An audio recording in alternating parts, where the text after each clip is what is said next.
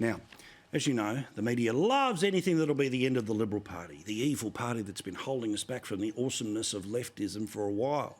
They hated Scott Morrison because, apart from anything else, he denied them their revolution in 2019.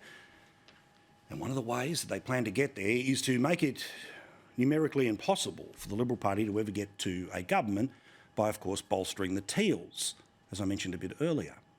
We remember in 2019, when Zali Steggall got nothing but a free run from every media outlet that hated Tony Abbott.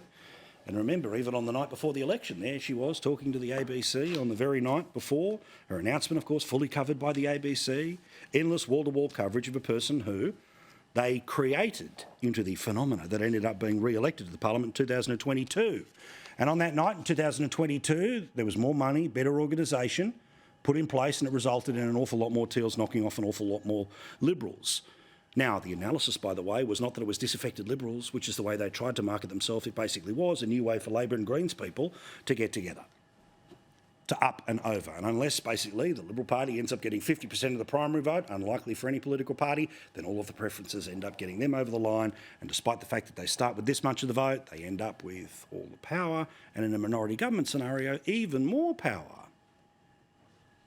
Last week, we saw, again, more free coverage as the people who fund many of these grassroots campaigns, who made their money out of a whole bunch of other things that are now apparently terrible and awful, well, they listed a whole bunch of new places where they're going to go after and get the Liberal Party to poop itself about how many seats they're going to take, blah, blah, blah. Well, this weekend, just amazingly this weekend, we got the launch of two people who want one job. Two women who think that they can job share the job of the member for Higgins at the upcoming election. Now, interestingly, former Liberal seat, but currently a Labor seat, and not one of the seats that was listed as a potential target seat by the people who would end up funding their campaign. This is interesting. Now, there's some constitutional question about whether or not, of course, two people could end up running as one MP. But have a look at all of this. The Guardian gives it a free flog. The Fin Review gives it a free flog. And the ABC gives it a particular free flog, because apparently tomorrow night on the 7:30 report, there's going to be a full report about their candidacy. Two people you've never heard of running for a seat that even Climate 200, 300, whatever it's called, didn't have on their list. They do a press conference on Saturday, they get a bit of mainstream media, but there it is on Monday. Bang, the air support from the ABC. Whether they can have two people running for one seat, we'll all find out together. Who knows? There'll be a series of challenges between now and then. But this is kind of perfect, right? Which is, if you can get two Teals for the price of one, well, then you've got two more people you can interview on Q&A.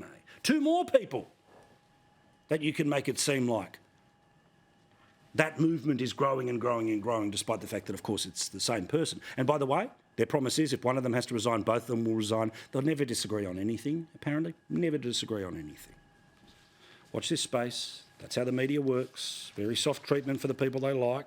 An absolute bulldog approach for the people they don't.